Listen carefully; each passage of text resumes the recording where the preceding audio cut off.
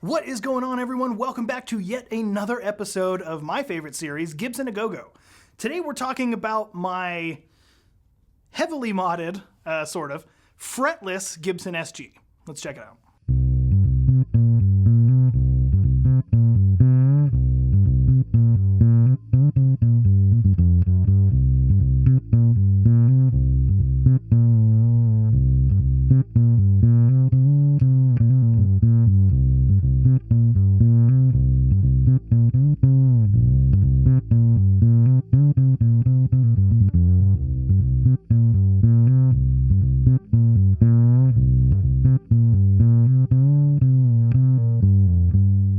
Okay, so obviously I say heavily modded because you cannot buy these from the factory fretless.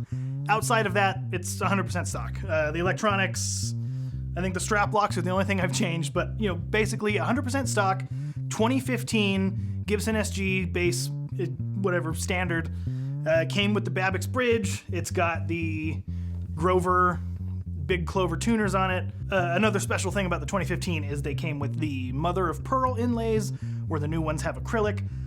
But either way, I turned this into a fretless. There's quite a bit of backstory as far as my inspiration into doing this in the first place, but before we get into that, let's just hear a sound sample.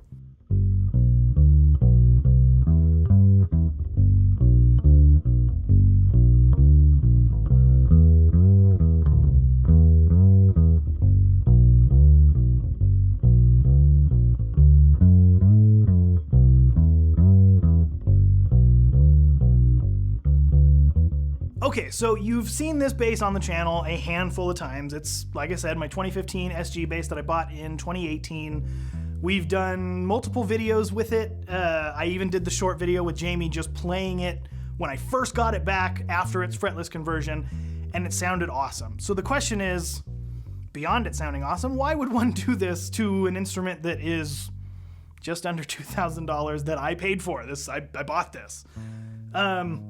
As you've heard me talk about when I compared this one to the black one, which is a 2021 model, this one just has a more mellow, subdued type of tone, where the black one is a little more in your face. Maybe not quite as in your face as like a jazz bass or a P bass or something of that nature, but for a short scale mahogany mudbucker type of instrument, it's got a pretty decent in your face type of punch that this does not have. So already, this is kind of a subdued, mellow instrument.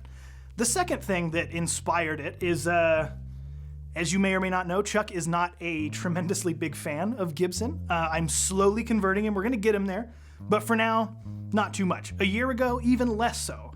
But I put this bass in his hands. He played it for about 10 minutes. And that started to kind of, melt the ice off of his heart. And it started to grow a little bit. And he started playing his signature Chuck up-high melodic type of stuff that he's known to play.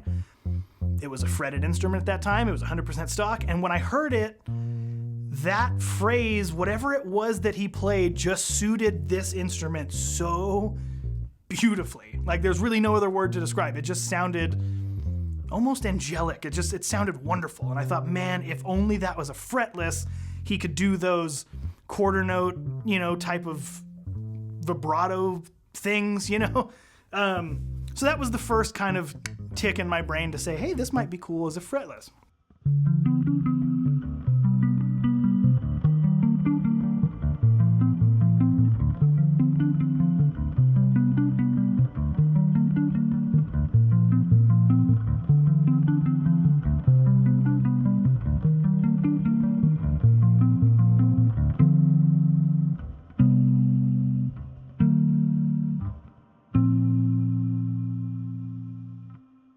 So the second and maybe bigger influence into doing this mod is this mudbucker.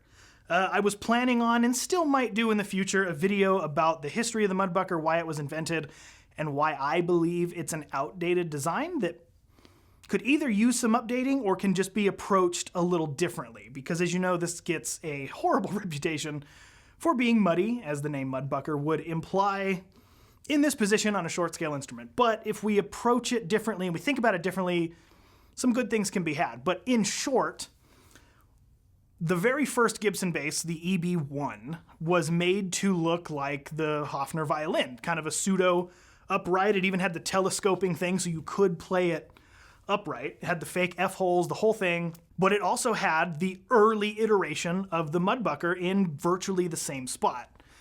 And I thought, okay, maybe their inspiration and their target goal tone for that pickup in that position was to evoke that of an upright. And I thought, well, uprights don't have frets. Let's try it. So I had the frets taken out. I went to my new friend who I met through Chuck. His name's Brandon Jones. He's a guitar tech here in town. Took it to him, I want to say, March of 2022. I got it back a little while later. He basically just took some pieces of rosewood and filled the fret slots in. It's, obviously up close you can see the lines, but from far away, it's really hard to tell. I mean, when it hits the light just right, you can see the lines. But they're not maple spacers, it's not an obvious different wood kind of line. It blends in pretty nicely, as nice as you can make a conversion blend in. Obviously, it feels really good. It's smooth to the touch. I got flat wound strings on it. It sounds and feels and looks great. So back to this pseudo upright thing. I put something like that in the description of the short video of Jamie. I got a little bit of flack on, it doesn't sound like an upright. It sounds like a fretless electric bass. And yeah, it does.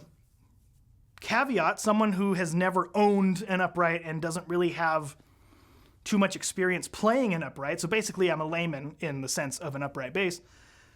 It sounds kind of like an upright to me. If you solo the neck pickup, roll the tone off to 7 or 5, and you play it right above that pickup, I think it gets closer to that of an upright sound than a fretless jazz bass does. So here is just a little sample of me playing what I would think I would play on an upright had I owned one.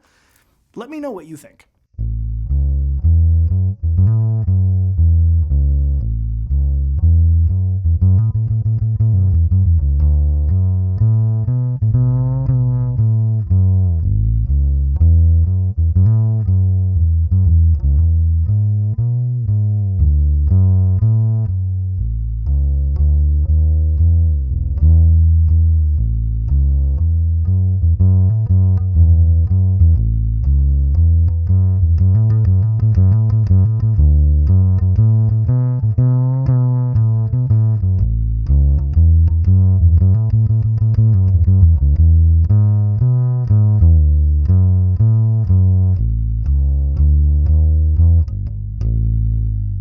And then obviously, if you don't want the pseudo upright vibe, you can solo the bridge pickup and you can get a slightly darker kind of Jaco-y fretless thing.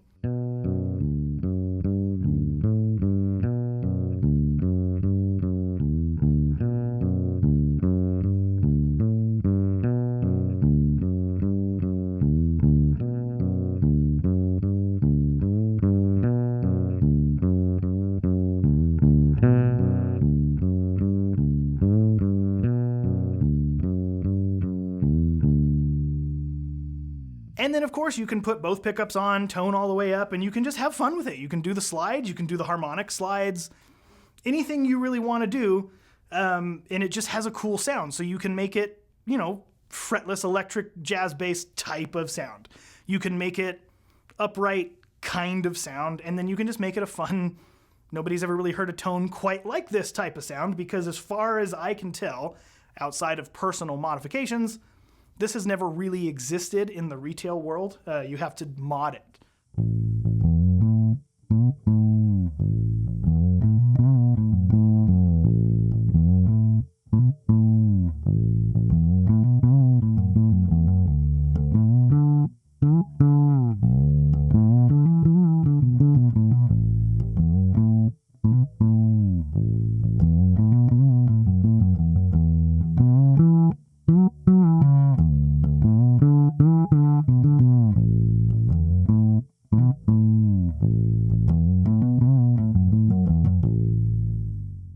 Now that I've modded it, it's kind of tough to give the recommendation because obviously, to a degree, once you go fretless, you ain't going back. So you got to be sure that you really want to play a fretless In my circumstance, I happen to own 2, so it wasn't a huge tearjerker to rip the frets out of this.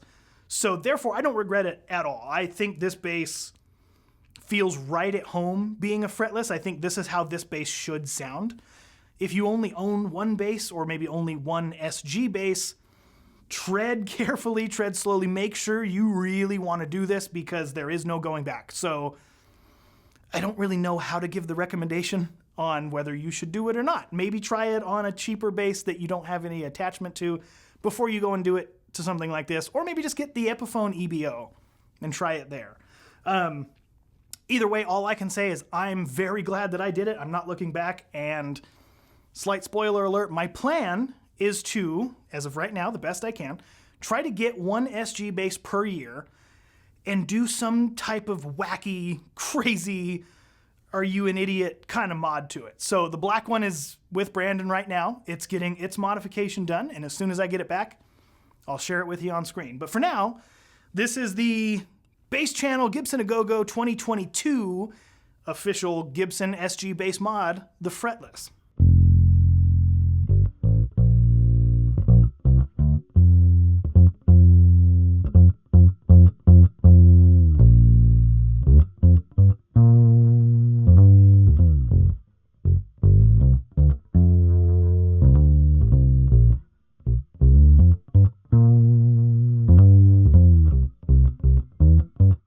So again, thank you for watching. If you like this video, give it a like. If you didn't like it, give it a dislike. You can subscribe, leave a comment, tell all your friends how good or bad these videos may be.